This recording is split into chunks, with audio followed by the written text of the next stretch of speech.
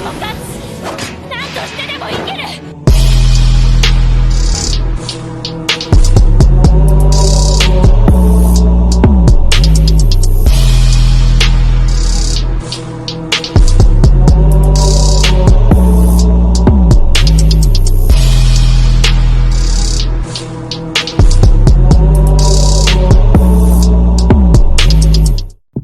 Yo, what's going on, Time Planet? It's your boy King X here, back with another video. And before we even start, I gotta give credit where credit is due. Shout out to Neptune for helping me with this What If, and well, I will leave the link to the Wattpad in the description since they're working on their own sort of content. But beyond that, let's get into the video. Anakin Skywalker. He had managed to find himself in the hot boiling lava. It had burned his skin and he was basically about to die at this point. He thought that there might have been a chance that, who knows, maybe there might have been a chance he would be able to live.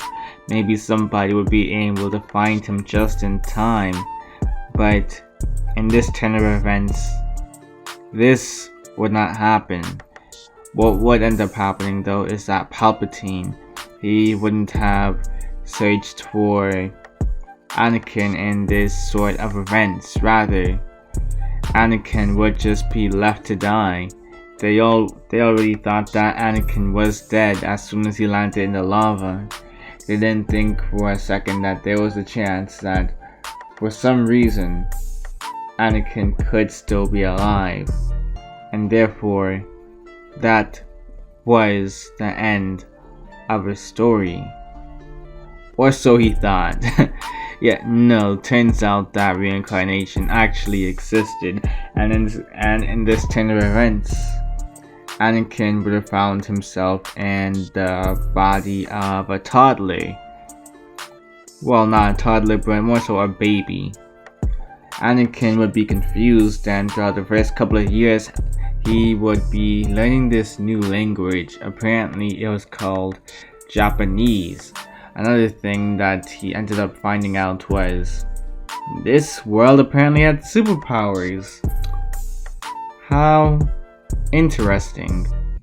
This was planet Earth, and these people all had these strange abilities. Some, it looked like they had what at first he thought was the Force, but no. Their abilities, they were far weaker than what the Force could ever give them. And they were only using just a fraction of what the Force could do as well. When you really thought about it, no, it didn't make sense that they had any sort of connection to the Force at all. Rather, it's just that some of them had similar abilities to what the Force granted, well, the Force users.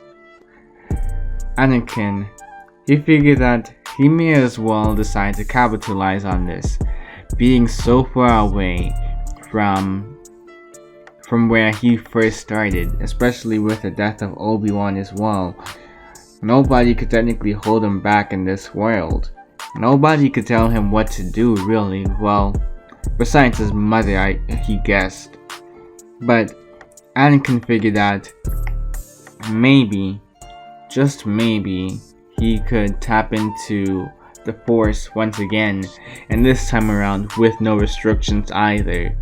With no restrictions to basically have it to where he would never be able to reach his full potential. Nobody telling him what to do, nobody telling him to do this or that, or this is a Jedi way, none of this.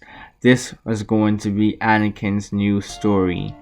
And apparently he was going by the name of Izuku Midoriya in this world too.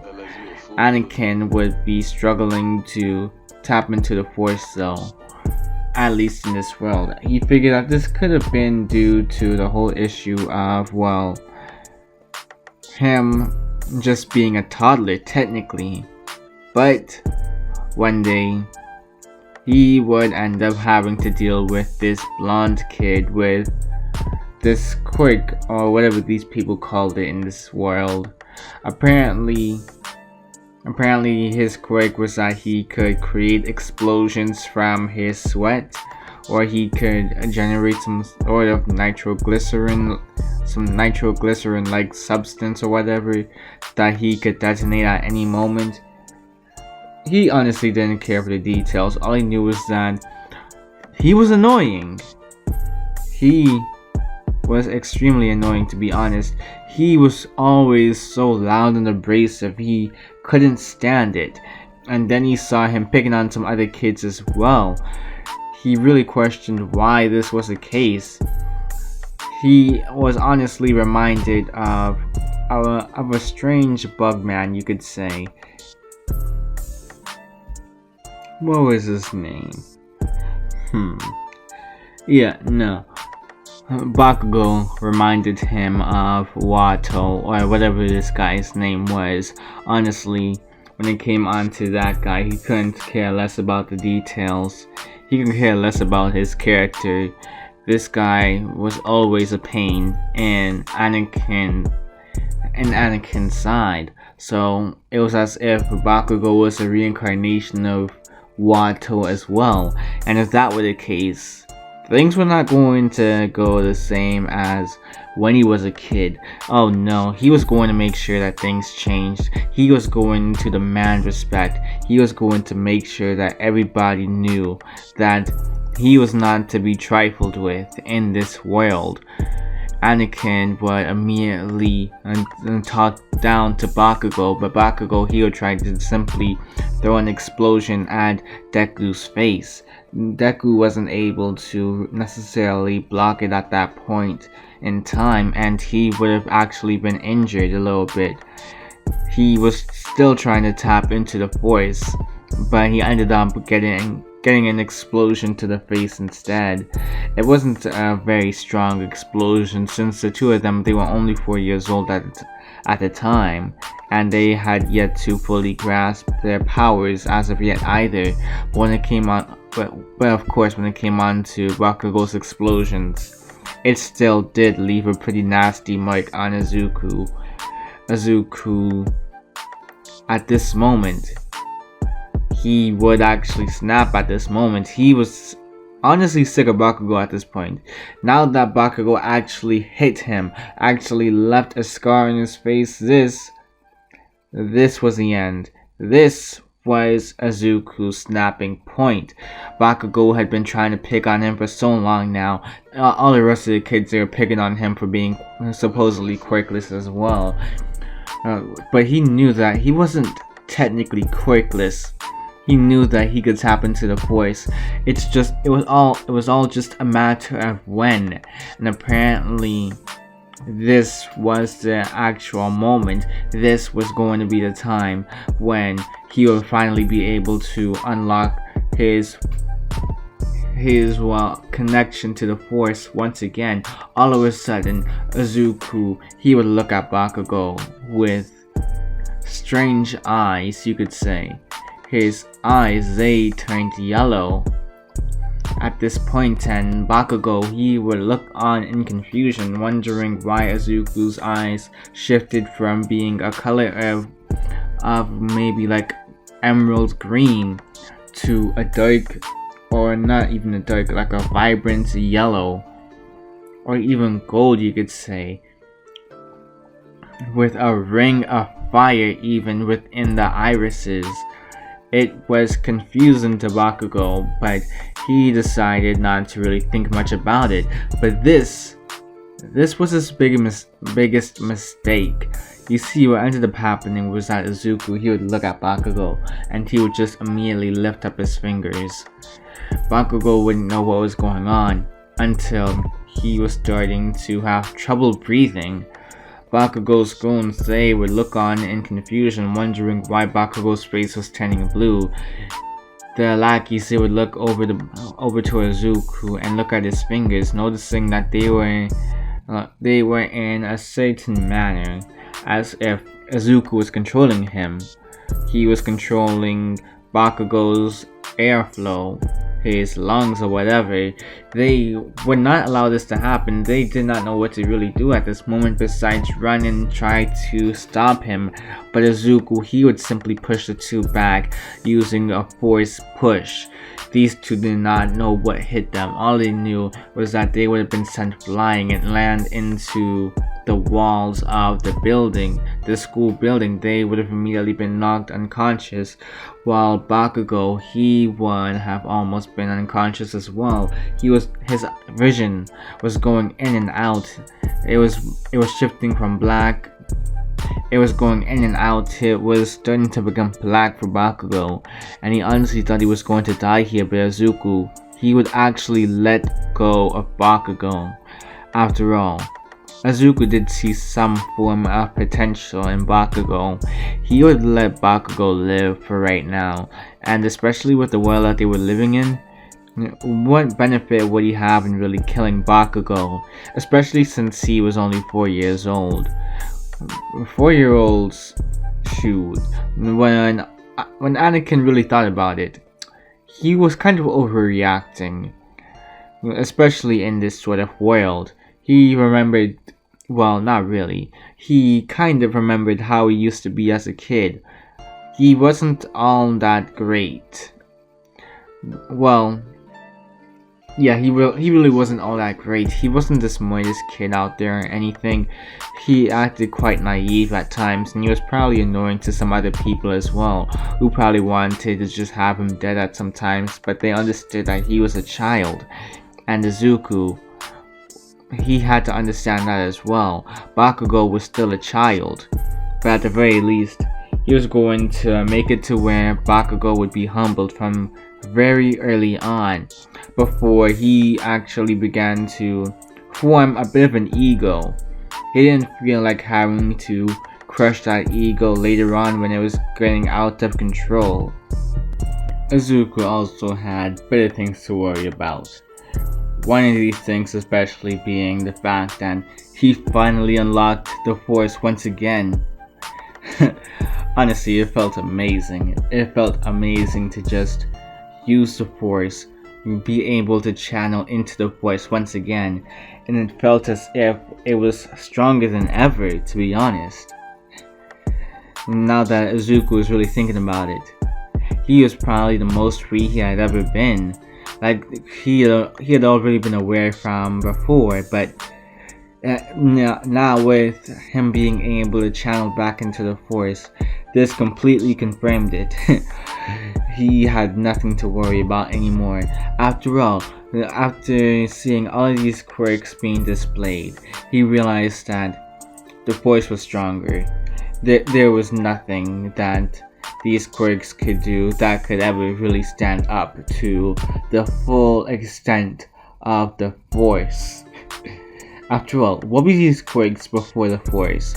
What were these quirks going to do against him when he became stronger, when he became more adept in the abilities of the Force?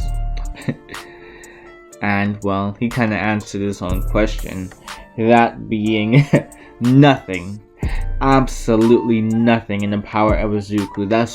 This was going to be his plan in the future: become as strong as possible, become as adept as possible in the Force, so that nobody could ever tell him what to do again. No more counsel, no more restraints, no more Obi-Wan to hold me back. No one to ever hold me back ever again. This was Izuku's own monologue within his head at this point. When he became older, he knew that he was going to be a big shot. He knew that he was going to take over. This world was full of heroes, and Izuku was going to be the number one. After all, number one was the strongest, and that was going to be Izuku's title. He needed to become as strong as possible if it meant that he could have absolute freedom, or else it would just be a repeat of his old life, just because he wasn't strong enough to be able to do all of the things that he wanted to do back then. He showed weakness back then. He showed weakness within his old life. And this wasn't going to happen again. After all, who would stop the strongest being out there? Unless another strong being was out there as well.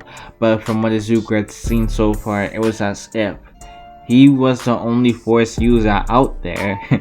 And if that was the case, oh boy, this world was in for a rude awakening. As the years went by, Zuko, he would continue to further his studies within the Force. He would learn more about the Force, learn more about the capabilities, unlock new abilities from the Force as well. When it came onto the Force, there was apparently different features that he would have never thought were imaginable. But sure enough, Izuku would be unlocking more as time went by, such as Force Lightning, for crying out loud. He could also use telepathy on other people, which could honestly be very convenient at times when you really thought about it. After all, just being able to use telepathy on somebody and then being able to drain the knowledge from that person, gain knowledge on all of these different things, this could come in handy for certain situations. Obviously, he already had telekinesis down. This was just something that he was touching back up on. It was as if he was doing math again, you could say. Or, well, maybe science, you could say. Just more so brushing up on some old forms of work, you could say. That's essentially what it was for Deku, in this world at least. And he already had some of the basics down, but he was getting more and more advanced as the years went by. He was able to create force fields, for crying out loud, when time went by. By the time he was not 15 years old, but 14 years old, he felt as if he was already at the top. He felt as if he was going to be the strongest. Well, he already knew that he was going to be the strongest. It's just that he figured that there was still going to be more to the Force. And as time went by, another thing was becoming more and more apparent to Izuku. While when it came onto the good side, or like the light side of the Force, the ones that the Jedi would usually use, when it came onto their side, they apparently managed to find ways to stop negative effects from happening to the Force users' bodies over time. This would usually stop them from aging faster or whatever. But when it came onto the dark side, well, there was no such remedy. Izuku realized this as soon as he had turned 12 years old. By this point, he had noticed that his skin was losing its pigmentation. Same for his hair. His hair had become white as snow, for crying out loud. And his eyes, they were becoming more and more apparent. They were practically glowing at this point. But Izuku, he just had to accept it if it meant that this was going to be the consequence of power, and that he had to go through a physical change.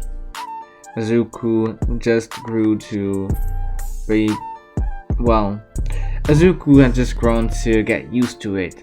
It was as if he was looking at it every day, and there wasn't really much that he could do about it without actually risking the possibility of losing his power. If he wanted to go back to what he originally looked like, back when he still had his green hair or whatever, this would mean that he would kind of be sacrificing the power of the Force, the power of the dark side that Obi-Wan always warned him about. But he wasn't really ready to take that sort of risk. Izuku was ready to take the risk of going through, I don't even know, probably looking like a gremlin, rather than risk not being the strongest of this world, rather than risking his own potential. After all, he had been held back so many times in his last world, in his last life. all because he had to follow some stupid rules. But in this world, this was completely different. Izuku was just going by his own rules right now, and with his own rules he decided, you know what? I'm completely content with my appearance. And although some of the kids, they would ask Izuku about it, Izuku would just let them know straight up that if they wanted to live, it would be best that they don't ask about it anymore. It would just be best if they dropped the subject matter right then and now. He did not want to hear another word out of anybody's mouth about it. He was sick of people questioning him about it throughout the years, and he would even grow to have a reputation about being the strongest kid in school, but with one of the worst mannerisms, mainly because of the fact that many of the kids, they would usually be asking him about his strange appearance, although when he really thought about it, they really did not have much of a right to really be talking. After all, there was a guy in their class whose face was literally just made out of wood. And he was pretty confused about that. What sort of genetic mutation would cause for you to have that as an ability or quirk or whatever? Honestly, he wasn't even quite sure at this point, but he learned to accept the weirder. He had seen several aliens throughout his old life after all, and these guys that claimed they were human, he was pretty much fine with them overall. He was not one to judge. Well, not all that much. When the teacher mentioned something along the lines of, oh, Izuku and Bakugo planning on going to UA one of these days, many of the students, they would actually be silent because they were all aware of the fact that Izuku was strong, incredibly strong actually. He had been in several altercations throughout his time at school, and in every single altercation, Izuku would manage to come out on top. He wasn't. Well, in the first couple of years, it was a bit tough to actually deal with these guys always on Izuku's case for his appearance. Well, mainly in the eyes, that is. But as time went on, Izuku, as he became more adept in the usage of the Force, he found himself being able to take on these bullies far easier each and every time. Eventually, these bullies, they wouldn't even be able to really touch Izuku. Izuku would just use the telekinetic side of the Force in order to stop them from even getting close to him. And Izuku, he would just crush them. He would force them to basically bow down to him.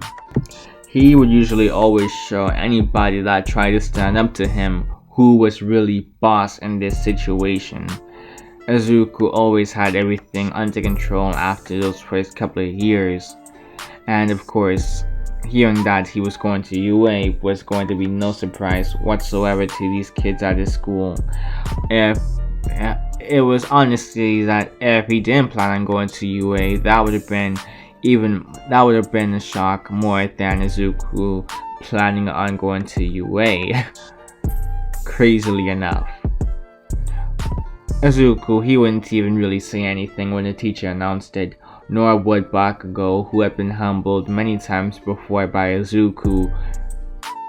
Well, especially after the first altercation they had where Bakugo almost died. But well, Izuku, he would just let everything go. He really didn't care about these kids or their school. He just wanted to go home and get back to his training. Once the school bell rang, Izuku would immediately leave the scene, and he would make his way home. But while he was making his way home, he would have actually taken a shortcut this time around, and he would have encountered the sludge villain. The sludge villain, they were trying to take over his body, but Izuku, he would have simply used the Force in order to have the sludge villain be splattered all across the tunnel. Although right after, a pretty large figure would appear, and they had blonde hair with like 2 strands or whatever you call those things sticking out. Izuku would have immediately recognized this person as All Might, albeit out of his hero uniform for some reason. Apparently this was going to be his day off, he assumed, but All Might's heroic spirit was what caused him to go searching for that villain. And All Might would actually applaud Izuku for managing to hold his own against the sludge villain. He was pretty impressed, but there was something off about Izuku that All Might decided to not really comment on for right now. This being his face for some reason. His face just looked worn out. It was as if his face was that of a 40-year-old man. 40, 50, 60-year-old man, but his body said something different. It looked like that of a young 14, 15-year-old, just a teenage boy's body in general. That's what it looked like to All Might, so he was confused, but he decided not to really mention it for right now. He decided to just go on with his business, while Izuku did the same. Izuku, he would have spent the next 10 months training in order to continue honing his abilities when it came onto the Force, and by the time the 10 months were up, he felt as if he had the entrance exam in the bag. And sure enough, Izuku genuinely did, because as soon as the practical portion of the exams had opened up for the many contestants, Izuku would have immediately began to use the Force in order to pick up all sorts of robots. Robots were spreading around. Well, these robots were going all over the place at this point. Quite a couple were being sent towards each other, and quite a couple would even be turned into rebel by Izuku's use of the Force, and he would use that rebel in order to penetrate through even more robots. Rubble would be spreading all across the whole area. Izuku would have been atop one of the buildings just watching where his use of the Force was going, where all of this destruction was happening. Many of the kids, they would have been dodging and weaving many of Izuku's I don't even know what to call it at this point, projectiles. But they would have seen that this was pretty insane. The use of Izuku's quirk, at least the teachers as well. The teachers, they would have been watching in amazement. This kid seemingly had a telekinesis quirk, and this was an incredibly strong telekinetic quirk as well. The amount of range he had, for crying out loud, was ridiculous. And then when it came on to him being able to, to just stand on one of the buildings and then just watch as he was sending all of these robots flying, that was pretty crazy. Just what was the limit of his strength? Was there any weight limit or what? They wanted to know. Sure enough, Izuku, he would have been a shoe-in for UA. There was literally no doubt about it at this point. But when it came on to Aizawa, he would have been watching from the corner, and he would have immediately recognized Izuku as a troubled child. Someone that he would probably have to deal with. Well, he was hoping that he didn't have to deal with him, and that they would just be sent to Vlad King's class 1B, but unfortunately that wasn't going to be the case at all. Yeah, Aizawa was going to be stuck with Izuku for a while. By the end of the entrance exam, Izuku hadn't even really been keeping track of the amount of points he was making, but he figured that he probably made a good amount to make it into UA. Probably a pretty sizable amount of points, to be honest. And Izuku, he wouldn't have any doubt in his mind whatsoever that he would make it into UA. he was already practically boasting it as soon as he left the building. Many of the students, or well, candidates, they would have also been looking at Izuku in a strange way as well, mainly because of the fact that he was literally lifting up giant robots throughout the whole of the, well, entrance exam. That was ridiculous in their opinions. Just how strong was this kid? Even when it came onto like the letters as well, Izuku didn't even really have to read it in order to figure out that he made it into UA, but of course he would still look at the letter, the hologram really, and of course Izuku ended up getting one from Nezu, who was reported that Izuku was actually number 1 in the practical exam. It was pretty surprising. He managed to get first place by a pretty sizable amount, while everybody else was in like the two digit range. Say Bakugo was second place. He only managed to get 77 points or 78 points, while when it came on to Izuku, he had about 150, you could say. 150 points after all of the collateral damage he managed to do throughout the whole the entrance exam. This was apparently his score, and Nezu had to admit he was relatively impressed.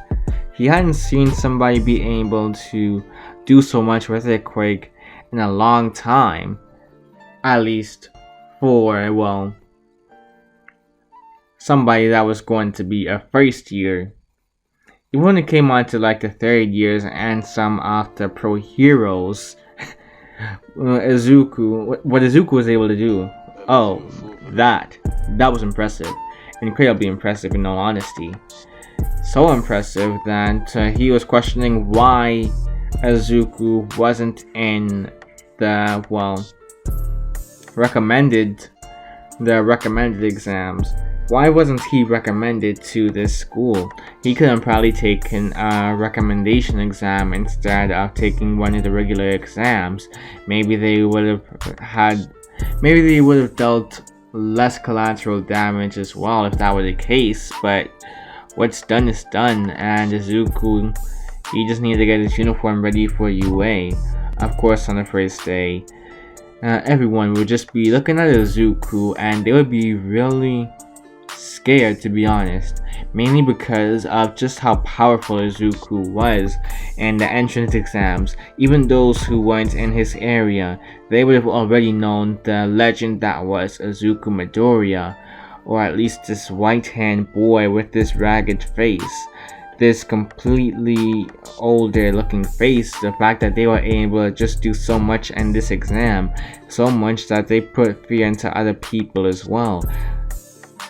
This was honestly a pretty big ego boost to Izuku, knowing that his name was already being spread throughout the campus, as if he was really a legend in the making. This was really his story. He really felt like he was the main character of this story right now. The fact that he was getting hyped up from so early on, and rightfully so. After all, who else was out there in the entrance exams doing as much as Izuku? Nobody. Maybe Bakugo could compare to Izuku in a way, but even then, it was still comparing a candle to, well, a forest fire. That was basically the analogy Izuku was going off of when it came on to him and Bakugo. Sure, Bakugo was strong and all, but he was pretty much nothing in comparison to Izuku. He would eventually find out that the teacher was also going to be this raggedy old looking man sleeping in a caterpillar suit or a sleeping bag or whatever. He wasn't exactly sure. He really did look like a caterpillar at first, but yeah, it generally turned out to just be one of those sleeping bags. He would introduce himself as Shota Aizawa, and apparently he was going to be 1A's homeroom teacher for this year. The class, they would all be surprised, thinking that this guy was just a hobo at first that managed to wander their way into UA, but no, the fact that he was a teacher was shocking to many of the students. What was even more shocking was the fact that he was telling them to all get suited up because they were going over to like, well, what do you even call the place, like the PE part. Basically, he told everybody to get suited up in their PE uniforms because they were going to be doing a quick examination test. He would get some feedback from a girl by the name of Chaco, mentioning that, oh, shouldn't we technically go to like the orientation first? But Aizawa, he would set it up straight from the very beginning. He would establish that they were heroes in the making. They had no time for some simple orientation. Now, if he were her, he would go and get suited up right now. Ochako, she would listen, and many of the other students, they would also listen to Aizawa. They would immediately get suited up and make their way over to the fields, and where Aizawa, he would actually explain more of what they were going to be doing. After all, saying quick examination test was kind of vague. Instead, he would actually give a demonstration in which he would turn to Izuku and ask for his highest score in middle school or like junior high, in which Izuku would give a pretty decent score. He didn't really think much about it. He was confused as to why Aizawa was even mentioning it. Why did he want to know in the first place? And then there was the big kicker here. Aizawa would throw Izuku a softball and tell him to actually throw it using his quake. Izuku, he would form a wide grin on his face once he heard those words, and he would immediately show everybody up by throwing the ball and push it even further using the power of the force. Eventually, the ball would make it too far out for Izuku to even see it anymore, and Izuku, he would have actually gotten a really incredibly high score. The only score that really ever beat Izuku throughout most of the exams was Ochaku Uaraka's, in where she would have actually gotten infinity for her softball throw, and that was mainly because of the fact that her quick was literally zero gravity. Izuku, needless to say, he would have been dominating most of the competitions. It was rare for anybody to really be able to outdo him in any of these tests. And of course, Izuku would manage to make it into first place by the very end of it. Sure, there were some people fearing about there being an expulsion from earlier. This mainly being due to a girl with pink skin mentioning how it seemed like this was going to be fun. It seemed as if this examination was going to be fun because, well, they would be allowed to use their quirks for once. But as soon as Aizawa heard the word fun come out of her mouth, he would have threatened the person who got last place with an expulsion from UA. Although some of the students there would mention that, oh, you can't do that, but Aizawa would mention that life is hard, and therefore, well, especially for heroes, they need to take everything seriously. Removing one student who showed no potential whatsoever was basically going to be Aizawa, basically, well, blessing them in a way. Basically helping them not get themselves killed out in the fields later on in life. But in the end, Aizawa would mention that this was all a logical ruse. Izuku didn't care though. He already showed everybody up after all, and he already needed to well, not even really need to. He already showed everybody up on the first day of school, and he already showed up many of the candidates at the entrance exam as well. Izuku would notice something though, mainly being from this one girl in his class, a girl by the name of Momo Yaoyorozu. She was rather tall and she had a spiky ponytail going on as well. But the main thing that Izuku knows about her was her quirk.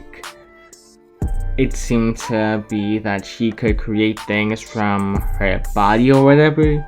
He wasn't exactly sure of the full mechanics just yet, but he figured that he could get something from off of her. He would actually walk up to the girl and introduce himself, and he would go on to get buddy with her until the mention of quirks came into play. And Izuku, he would have learned more about Momo's quirk while he vaguely explained his own, since, well, there really wasn't much to explain about his non-existent quirk. He didn't really feel like explaining how he didn't necessarily have a quirk, but actually had an ability by the name of the voice. He didn't really feel like going into those sort of details right then and there, so he would just come up with a couple of vague answers for Momo whenever she asks about his quirk and where he came from and all of this. But Momo would find him to be rather charming throughout the conversation, and Izuku would even ask her to do something for him. He would actually teach her a couple of things when it came on to lightsabers. And obviously, we all know where we're heading right now. Izuku would have easily convinced Momo to well, actually create a lightsaber for him. Not even a really proper lightsaber right now, though. What really happened was that Momo, she would have looked at Izuku's blueprints and looked at the stuff that Izuku was talking about. She would have done her own research at her own leisure until the day of, well, All Might's apparent time as a teacher. All Might was basically playing the role of a combat instructor, and in this case, All Might was going to have them play part in a mock trial. Not a mock trial, but one of those combat simulations but inside of a building. Izuku, he would have suited up in his own sort of costume, which would have been fairly similar to what he wore in his original life, with this sort of situation going on as well. Momo would have actually ran up on Izuku and mentioned that she had done a lot of research on what Izuku was talking about, and she would, at this point, hand Izuku an item of sorts. Izuku would look at this flashlight, at least that's what most people thought it was at first, and of course, Izuku would smile. He would actually hug Momo for this as well. He would thank her for doing this for him, and he would immediately turn it on. A blue light would emit from it, a blue plasma-like light. And many of the students, they would of course be surprised. They're like, what is going on here? And of course, when it came on to the battles as well, Izuku would be paired up with Ochako, and they would have been up against Ida and Todoroki. Of course, Todoroki, he was just trying to freeze a building, causing everybody to not be able to move, but when it came on to Izuku, that would have been a very different story. Izuku would have managed to actually break through the ice easily, and he wouldn't even have to use his lightsaber throughout all of this. Instead, Izuku, he would have ended up literally just going all the way up to the top of the building looking for Ida and Todoroki. Although Ida would have been looking around to see if Izuku had managed to escape, he had a feeling that there was a good chance Izuku managed to escape from the ice, considering what he was able to do on the very first day of school and even before then. But he would have actually been blindsided by Izuku. Izuku would have forced him onto the wall, and he would have just knocked Ida unconscious. Izuku would have just slowly made his way up to the top of the building, in which Todoroki, he was just sitting there. He wasn't expecting for Izuku to actually have been able to make his way up here. He thought that he would have been covered in ice at this point and that the hero team was just out of commission, but no. Ida was right, and not believing that the ice could hold Izuku down for long. Todoroki, he would have tried to stand a barrage of ice at Izuku, but Izuku, he would have just used the force in order to crush it before he even was able to get anywhere close to him. Izuku would have pushed Todoroki to the edge of, not even the edge, but to one of the other walls, and he would have made sure that Todoroki stayed there as Izuku touched the bomb. Todoroki, he would have been so surprised at this point. He wasn't expecting for anybody to be as strong and dominating as Izuku in all of their class. As a matter of fact, Todoroki figured out he was going to be the strongest, but apparently not. Apparently, this kid was just on a whole nother level, and it seemed that he wasn't even really trying throughout the whole fight. It's as if he was just doing everything so casually.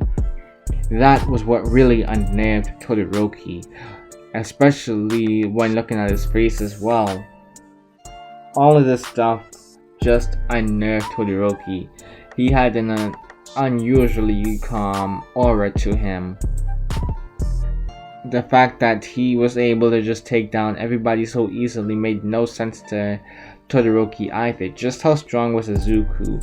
Just how much power was Izuku holding back?